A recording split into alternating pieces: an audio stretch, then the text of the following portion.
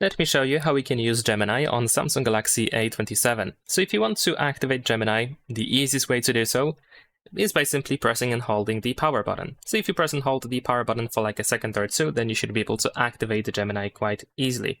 Of course, besides that, you can tap on the microphone over here in order to turn it off in case you don't want to use your voice in order to demand something from Gemini in order to send a prompt. Besides that, if this field is empty, then usually you can also find the live option, which allows you to have something like a proper conversation with the Gemini.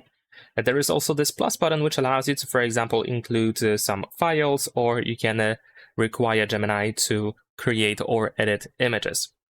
Besides that, we also have the option to share screen with the live. So you can, for example, use the screen sharing option to try to show something to Gemini in case you need more explanation about something, or if you need some guidance related to something that you have on your screen. Now, besides that, you can also just simply open the Gemini app, which you should be able to find in the app drawer. Over here, you can just start writing your prompt, whatever you want to know about, whatever you want to ask Gemini. There is also the microphone again, so you can activate microphone in here as well, just like you can do by pressing and holding the power button.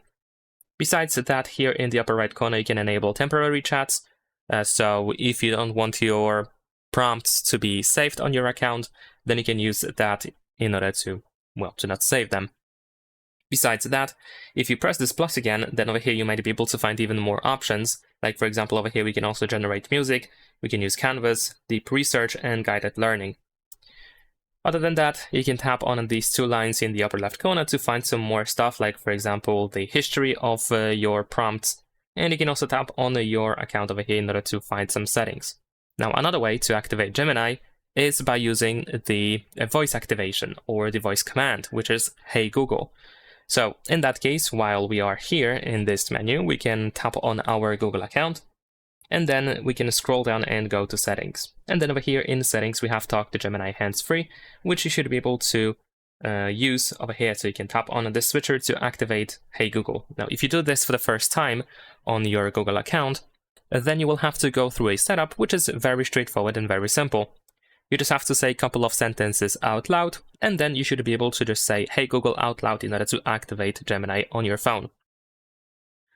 Besides that, we can of course use widgets as well. So if you press and hold your finger on Gemini app, then you should be able to find widgets option. And here we have an example to widget which we can use on our phone. I'm just going to press and hold my finger on it, and then we can just drop it anywhere we want it to be. You can also resize the widget if you want to. There we go, we can make it smaller, maybe we can make it bigger. And usually if you have more space, then you might have access to a couple of different shortcuts. Like, for example, over here, I can immediately tap on Live, Screen Share, Video, Camera, Gallery, and File.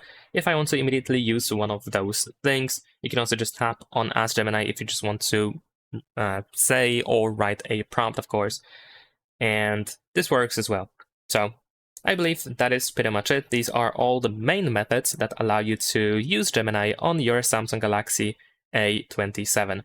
Leave a like and subscribe.